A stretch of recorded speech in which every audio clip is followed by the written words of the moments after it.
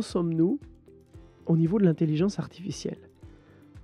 En fait, c'est pas si nouveau que ça. Les chercheurs travaillent dessus depuis les années 1950. Euh, il y a eu des travaux fondateurs, notamment d'un certain Alan Turing, qui est assez connu. Et donc, depuis plus d'une cinquantaine d'années, on travaille sur cette question de l'intelligence artificielle. Mais ce qui a changé, c'est en novembre 2022, le lancement de ChatGPT par OpenAI.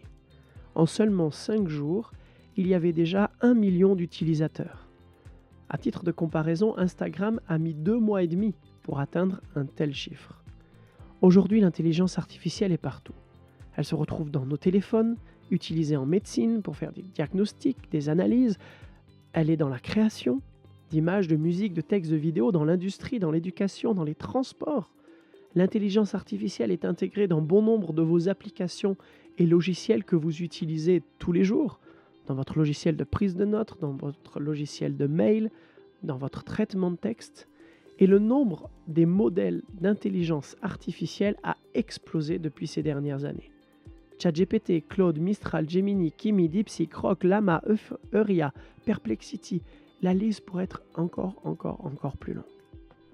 77% des appareils dans le monde utilisent déjà une forme d'intelligence artificielle.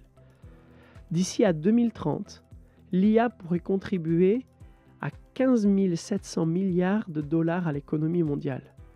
Et selon Goldman Sachs, d'ici à 2030, 300 millions d'emplois pourraient être affectés ou automatisés par l'intelligence artificielle. On est face à une révolution sans précédent, et comme toute révolution, elle apporte des opportunités extraordinaires, mais aussi des risques qu'il faut bien prendre en compte. Toute nouvelle technologie doit nous amener à une réflexion éthique. Ce n'est pas parce qu'on peut le faire qu'on doit le faire.